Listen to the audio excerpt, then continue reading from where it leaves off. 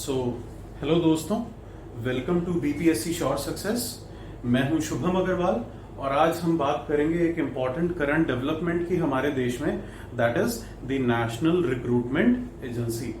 देखिए, आप में से बहुत सारे बच्चे जो यहाँ बैठे हैं स्क्रीन पर और हमें सुन रहे हैं, श्योर सक्सेस के इस लेक्चर को सुन रहे हैं, ऑब्वियसली आप में से बहुत सारे बच्चों ने बहुत सारे एग्जाम्स के लिए तैयारी करने की सोचा होगा कि यार मैं इस बार बैंकिंग के एग्जाम दे दूं, कोई ना कोई सरकारी नौकरी के लिए। ऑब्वियसली मैं बैंकिंग के एग्जाम दे दूं, मैं आईबीपीएस जो है प्रिपेयर करूं, मैं रेलवे रिक्रूटमेंट बोर्ड के लिए प्रिपरेशन करूं, मैं स्टाफ सिलेक्शन कमीशन के लिए प्रिपरेशन करूं, मैं 66th Bihar public service commission जो कि हमारा टैगलाइन है, या 66th बीपीएससी जो अभी आने वाला है, मैं उसके लिए प्रिपरेशन करूं। तो बहुत सारे बच्चों ने ऐसा सोचा होगा। अब क्योंकि बहुत सारे बच्चों ने ऐसा सोचा होगा, लेकिन मल्टीप्लिसिटी ऑफ सिलेबस, बहुत सारे, रेलवे का अलग सिलेबस, बैंकिंग का अलग syllabus, Bihar public service commission का अलग सिलेबस और एसएससी का अलग सिलेबस, नेचर ऑफ एग्जाम बिल्कुल अलग है, कोई क्लरिकल कैडर का अलग सिलेबस, 10th के बाद जो रिक्रूटमेंट हो रही है उसका अलग सिलेबस, ग्रेजुएट लेवल का अलग सिलेबस, 12th के बाद का अलग सिलेबस।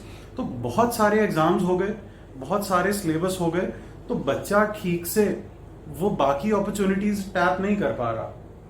अगर बच्चे में बहुत ज्यादा पोटेंशियल है, वो बैंकिंग की तैयारी कर लेता है, but he is not able to, वो बिल्कुल भी वो दूसरे एग्जाम्स पर फोकस नहीं कर पाता, सिर्फ क्योंकि बहुत ज्यादा सिलेबस है। प्लस एक और दुविधा भी आती है, कई बार ऐसा हो जाता है कि अनसर्टेनिटी हो जाती है कि क्या इस बार एग्जाम होगा, क्या इस बार बीपीएससी एग्जाम कंडक्ट करेगा, क्या इस बार एसएससी की इतनी सिलेक्शंस होंगी। तो एक ये अनसर्टेनिटी आ जाती है। फिर एक और कारण हो जाता है कि हम इस बार तो मैं बैंकिंग का फॉर्म ही भरना भूल गया, मुझे पता नहीं चला, या मेरे कुछ सर्कमस्टांसेस ऐसे थे, मेरे पास इंटरनेट नहीं था, या मेरे गांव में बाढ़ आ गई थी, तो मैं उस चीज का फॉर्म फिल नहीं कर पाया। तो यही प्रॉब्लम को एड्रेस करने के लिए बच्चों की और यूथ की एम्प्लॉयमेंट एक्टिविटी और टैलेंट पूल को अट्रैक्ट करने के लिए हमारी गवर्नमेंट ऑफ इंडिया ने एक बहुत ही उम्दा, बहुत ही बड़ा स्टेप लिया है, that is National Recruiting Agency, NRA. NRA has been a specialized body created for the sole purpose. इसके नाम में ही लिखा है कि नेशनल लेवल पर, मतलब सेंट्रल लेवल पर, ये एजेंसी क्या करेगी? रिक्रूट करेगी। और किसको रिक्रूट करेगी? यूथ को रिक्रूट करेगी। ऑब्वियसली बुजुर्गों को नहीं करेगी या इन्फेंट्स को नहीं करेगी। जो इंसान वर्किंग एज में है या वर्किंग पोटेंशियल जिसमें है, जिसके पास एक क्वालिफाइड डिग्री है, उसी इंसान को रिक्रूट किया जाएगा। Why is it in news? मैं ये डिस्कस क्यों कर रहा हूं? इंपॉर्टेंट डेवलपमेंट है। देखिए, पहले तो हमारी जो फाइनेंस मिनिस्टर हैं निर्मला सीतारमन जी, उन्होंने फरवरी में अपनी बजट स्पीच में एनआरए के बारे में कुछ ऐसा बोला था। She mentioned this word NRA, or a type of agency which would be established to recruit the youth. उन्होंने आप लोगों को रिक्रूट करने के लिए एक एजेंसी की बात अपनी बजट स्पीच में कही थी। इन अदर वर्ड्स, उन्होंने एक प्रॉमिस किया था कि मैं ऐसी एजेंसी बनाऊंगी। अभी रिसेंटली 2 दिन पहले ही कैबिनेट ने इस एजेंसी को, कैबिनेट इंडिया की हाईएस्ट डिसीजन मेकिंग बॉडी होती है, तो कैबिनेट मिनिस्टर्स जो हैं वो most powerful people in India ministry level पर, उन लोगों ने अभी 2 दिन पहले इस एजेंसी को क्या दिया है? अपना नॉड दे दिया है। इस एजेंसी को यस बोल दिया है, इस एजेंसी के क्रिएशन को अप्रूव कर दिया है। कितने पैसों में किया है? 1500 करोड़ में।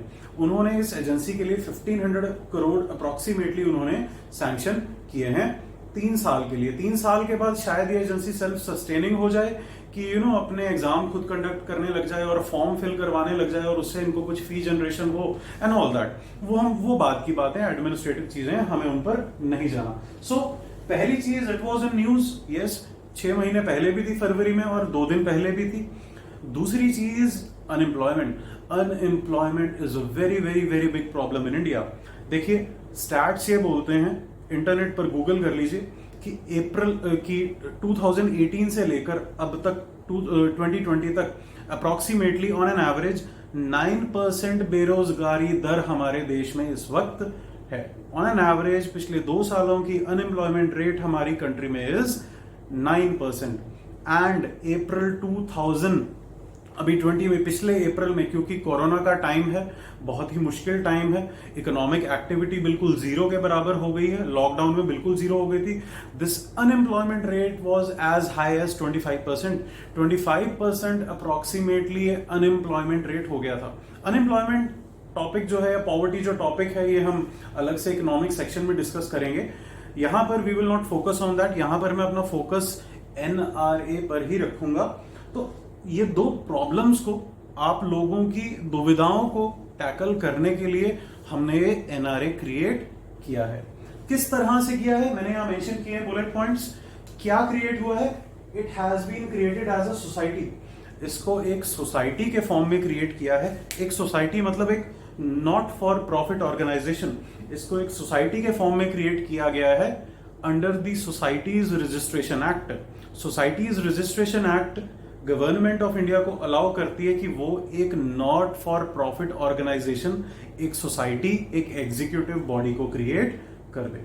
कल को अगर इसके लिए एनआरए एक्ट पास हो जाए या कोई बिल इंट्रोड्यूस कर दिया जाए और वो बिल पास हो जाए, जैसे reserve bank of India RBI act है 1935, तो RBI is a statutory body, वो एक स्टैट्यूटरी बॉडी है, एक लॉ ने उसको क्रिएट किया है। हालांकि इस बॉडी को अभी तक किसी लॉ ने क्रिएट नहीं किया है, तो इसको मैं पॉलिटी, इंडियन पॉलिटी के हिसाब से, कॉन्टेक्स्ट से मैं इसको एक एग्जीक्यूटिव बॉडी ही बोलूंगा। It is a not for profit organisation. Profit कमाना इसका काम बिल्कुल भी नहीं रहेगा। It is only being created for a social cause, social justice के लिए। जो प्रियम्बल में हमारा जस्टिस वाला वैल्यू है, जस्टिस सोशल इकोनॉमिक पॉलिटिकल, तो सोशल जस्टिस के लिए हमने इसको क्रिएट किया गया है, अपने यूथ की एनर्जी को टैप करने के लिए, यूथ अपने डेमोग्राफिक डिविडेंड को, डेमोग्राफिक डिजास्टर होने से बचाने के लिए हमने इस एजेंसी को बेसिकली क्रिएट किया है। कोई प्रॉफिटेबल पर्पस के लिए हमने इसको क्रिएट नहीं किया। तो सेंट्रलाइज्ड एजेंसी बिल्कुल ठीक, सेंट्रल गवर्नमेंट ऑफ इंडिया इस एजेंसी पर हक जताएगी अपना और इसको क्रिएट किया है और इससे काम लेगी। It would be an independent और एन ऑटोनॉमस एजेंसी। ये इंडिपेंडेंट रहेगी, इसमें किसी का भी पॉलिटिकल इंटरफेरेंस नहीं रहेगा। उम्मीद करते हैं कि इसमें जो करप्शन का लेवल है इस कारण से वो कम हो जाए। स्टेट सर्विसेज में और एग्जाम्स में ट्रांसपेरेंसी और फेयरनेस की प्रॉब्लम जरूर आई है, तो हम यहां से उम्मीद कर सकते हैं कि ये एजेंसी जो है ये इन सब चीजों को एड्रेस करेगी। वो हम आगे देखेंगे कि क्या पोटेंशियल इसके एडवांटेजेस हैं। तीसरी चीज, it would be a dedicated agency. Obviously इसका काम सिर्फ क्या होगा, इसका काम सिर्फ और सिर्फ आप लोगों की रिक्रूटमेंट होगा। It will only be a recruitment agency, nothing more nothing less. देखते हैं और क्या करेगी। इसके मेंबर्स कौन होंगे? It would have a chairman, एक चेयरपर्सन होगा उसका, प्लस इसमें और भी एजेंसीज के मेंबर्स होंगे। इसमें आरआरबी, रेलवे रिक्रूटमेंट बोर्ड के मेंबर्स होंगे, रिप्रेजेंटेटिव्स।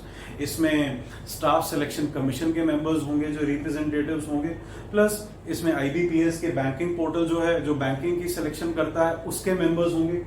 फिलहाल ये इन तीन एजेंसीज को सब्ज्यूम नहीं कर रही है, इन एजेंसीज को भी डिसॉल्व नहीं किया गया है, पर जो ये एजेंसीज रिक्रूटमेंट कर रही हैं, ये तीन एजेंसीज, इन तीन एजेंसीज के पेपर्स को खत्म कर दिया जाएगा और उसकी जगह एक कॉमन एलिजिबिलिटी टेस्ट हम लेंगे। तो इन एजेंसीज के जो पेपर्स होते हैं, उनके जो प्रीलिम्स एग्जाम्स हैं, तीनों के डिफरेंट सिलेबस हैं, तीनों के डिफरेंट टाइमिंग्स हैं, तीनों के डिफरेंट प्री कंडीशंस हैं, एलिजिबिलिटी कंडीशंस होंगी, तीनों के डिफरेंट परफॉर्मर्स हैं, डिफरेंट मोड्स ऑफ प्रिपरेशन है, डिफरेंट टाइमिंग्स हैं, उन तीनों के अलग फॉर्म भरते हैं, तो तीनों की डिफरेंट टाइप्स ऑफ वैकेंसीज भी होती हैं। तो इन तीनों के प्रीलिम एग्जाम को सब्ज्यूम करके हम एक कॉमन एलिजिबिलिटी टेस्ट एक प्रीलिम फॉर्म में या फर्स्ट स्टेज की फॉर्म में हम इंट्रोड्यूस करेंगे। इन एजेंसीज के रिप्रेजेंटेटिव्स यहां होंगे, plus ministry of railways. Railways जो है हिंदुस्तान का सबसे बड़ा रिक्रूटिंग एजेंसी है। It is the biggest employer और पब्लिक एम्प्लॉयर ऑफ इंडिया। तभी जब हम न्यूज में सुनते हैं ना कि रेलवेज को प्राइवेटाइज किया जा रहा है, कुछ लोग घबराने लग जाते हैं, क्योंकि उसी गवर्नमेंट जो होती है वो लोगों को एम्प्लॉयमेंट देती है, लेकिन प्राइवेट एजेंसी का क्या है, वो कभी भी हायर और फायर कर सकती है। तो वो एक अलग से एक अपने आप में अलग टॉपिक है कि प्राइवेटाइजेशन ऑफ रेलवेज होना चाहिए या नहीं। कमिंग बैक, फाइनेंस मिनिस्ट्री और रेलवेज मिनिस्ट्रीज में से भी इसमें रिप्रेजेंटेटिव्स होंगे। चेयरमैन कौन होगा इसका, चेयरपर्सन कौन होगा? He would be a person of the rank of the secretary of the government of India. वो भारत सरकार के सेक्रेटरी लेवल का इंसान, आला अफसर, आला अधिकारी होगा। करंट सिस्टम क्या है? जिस सिस्टम से मैंने ये लेक्चर स्टार्ट किया था, ये वीडियो स्टार्ट किया था, करंट सिस्टम है कि बहुत सारे एग्जाम्स हैं, अलग अलग टाइम पर हो रहे हैं, अलग अलग सिलेबस पर हो रहे हैं, अलग अलग एलिजिबिलिटी कंडीशंस हैं, बहुत ज्यादा अनसर्टेनिटी है, डिफरेंट वैकेंसीज हैं, तो और पारदर्शिता नहीं है, ट्रांसपेरेंसी नहीं है, अकाउंटेबिलिटी नहीं है, आंसरेबिलिटी नहीं है, क्वेश्चंस का लेवल अच्छा नहीं है, क्वालिटी ऑफ क्वेश्चंस अच्छे नहीं है, बहुत सारी मिस्टेक्स आ रही हैं, तो बहुत सारी दिक्कतें हैं हमारे यूथ को। आधे बच्चों को बेचारों को पता भी नहीं लगता कि ये एग्जाम होना भी है या नहीं है, या इस एग्जाम की तैयारी भी की जाती है। उस सिस्टम को हटाकर हमने एक नया सिस्टम ये प्रपोज्ड किया है। फिलहाल देखो, फ्यूचर में नहीं पता क्या होगा, ये रहेगी भी या नहीं। फिलहाल वक्ती तौर पर ये ग्रुप बी और ग्रुप सी की नॉन गैजेटेड और नॉन टेक्निकल पोस्ट को केटर करेगा। This agency will cater, propose जो नियर रिसेंट में, ये जरूरी नहीं है कि आगे भी यही काम करेगा, हो सकता है बहुत सारे चेंजेस आ जाएं, अभी तो प्रपोज ही हुई है ना। ग्रुप बी ग्रुप सी की नॉन गैजेटेड और नॉन टेक्निकल पोस्ट की फिलिंग के लिए हमें ये एजेंसी चाहिए। फिलहाल होगा कैसे? देखो, 3 लेवल्स पर ये प्रीलिम एग्जाम को कंडक्ट किया जाएगा। ध्यान रखें कि आरआरबी का मेंस एग्जाम, एसएससी का मेंस एग्जाम और आईबीपीएस का मेंस एग्जाम और इंटरव्यू प्रोसीजर जिन जिन में है वो वैसे ही रहेगा। सेकेंड स्टेज और थर्ड स्टेज के साथ कोई भी छेड़खानी नहीं करी गई है। फिलहाल देखो, आगे हो सकता है, बट फिलहाल ये जो प्रपोजल आया है, पीआईबी ने जो लिखा है, प्रेस इंफॉर्मेशन ब्यूरो ने जो लिखा है, वो सिर्फ यही लिखा है कि फिलहाल ये एजेंसी सिर्फ प्रीलिम एग्जाम लेगी, सिर्फ इन 3 एजेंसीज का और सिर्फ इन पोस्ट के ऊपर। 3 लेवल पर ये एग्जाम्स लेगी। एक तो 10th पास बच्चों के लिए, मेट्रिकुलेटेड बच्चों के लिए लेगी, 12th के बच्चों के लिए लेगी, प्लस ग्रेजुएट्स के बच्चों के लिए। अगर आपने ग्रेजुएशन कर ली तो आपका अलग एग्जाम होगा, 12th कर लिया आपका अलग एग्जाम होगा, और 10th के बाद जो भी पोस्ट निकलती हैं हमारी गवर्नमेंट के लिए उसका अलग एग्जाम होगा। तो 3 लेवल्स पर ये एग्जाम होंगे। एक और दिक्कत आती है कि यार, इस साल अगर मेरा एग्जाम नहीं क्लियर हुआ तो फिर मुझे अगले साल देना पड़ेगा। ये दिक्कत भी यहां पर एड्रेस करी गई है। The exam would be conducted twice an year. और एक और चीज, जिस तरह से गेट में होता है कि आपका स्कोर, या आईआईएम्स में होता है कि आपका स्कोर वैलिड रहता है कुछ टाइम के लिए, इस एजेंसी या इस कॉमन एलिजिबिलिटी टेस्ट जो आपका होगा उसका स्कोर वैलिड रहेगा 3 साल के लिए। For 3 years your score would be valid. Infinite number of chances, इनमें कोई फिलहाल कोई लिमिटेशन नहीं है, आप कितने मर्जी अटेम्प्ट्स दे सकते हैं। बट यस, अपर लिमिट की कैप हमने रखी है। जो आपके चांसेस हैं वो आप अपीयर हो पाएंगे या नहीं, that would be subject to your upper age limit. जो भी अपर एज लिमिट सिलेक्ट की जाएगी वो अभी डिस्क्लोज नहीं किया गया है, जो भी होती है वो हम आपको बताएंगे, अपडेशंस हो जाएंगे इसके स्टडी मटेरियल में भी, और जैसे भी हम आपको पीडीएफ इसका देंगे, टेलीग्राम के थ्रू या यूट्यूब के थ्रू हम आपको लिंक देंगे, वो सब में अपडेशंस आपको होती रहेंगी जैसे जैसे इसको अपडेट किया जाएगा।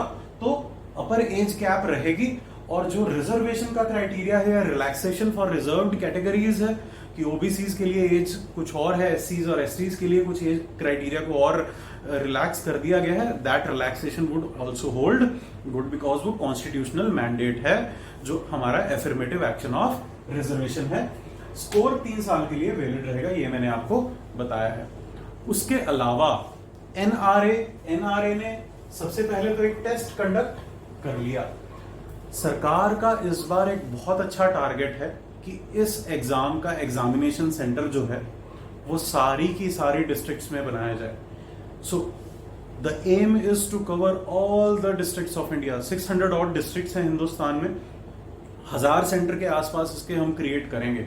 तो मतलब जो ज्यादा पॉपुलेशन, हाई पॉपुलेशन डेंसिटी की डिस्ट्रिक्ट्स हैं, जैसे पटना हो गया या दरभंगा हो गया या फिर आपका दिल्ली हो गया या आपका चंडीगढ़ हो गया या आपका मद्रास हो गया, तो उन एरियाज में ज्यादा बनेंगे जिनमें पॉपुलेशन डेंसिटी कम है, लाइक अरुणाचल प्रदेश, वहां पर आपके सेंटर्स कम आ जाएंगे।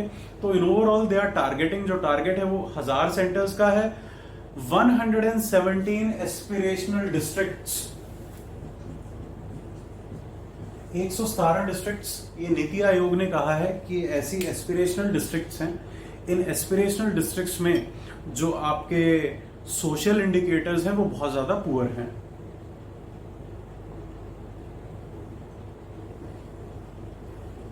या वो बहुत ज्यादा लैगिंग है। तो उन सब एस्पिरेशनल डिस्ट्रिक्ट्स के जो आपके इंडिकेटर्स हैं वो 117 रिकग्नाइज्ड डिस्ट्रिक्ट्स हैं, उनमें स्पेशल फोकस किया जाएगा। फोकस कैसे? With respect to digital infrastructure. ये आगे चैलेंजेस में भी मैं बताऊंगा कि क्या क्या चैलेंजेस इस एजेंसी को हो सकते हैं। तो उन डिस्ट्रिक्ट्स में जहां पर इंफ्रास्ट्रक्चर नहीं है, जहां पर एग्जाम कंडक्ट करने के लिए स्कूल्स नहीं है, अच्छी यूनिवर्सिटीज नहीं है, कॉलेजेस नहीं है एग्जाम सेंटर्स बनाने के लिए, इतने कंप्यूटर्स नहीं है, कंप्यूटर्स हैं तो बिजली नहीं है, बिजली है तो इंटरनेट नहीं है, ऑप्टिकल फाइबर नेटवर्क नहीं है, हाई स्पीड इंटरनेट नहीं है, टावर्स नहीं है, तो उन डिस्ट्रिक्ट्स में फोकस किया जाएगा।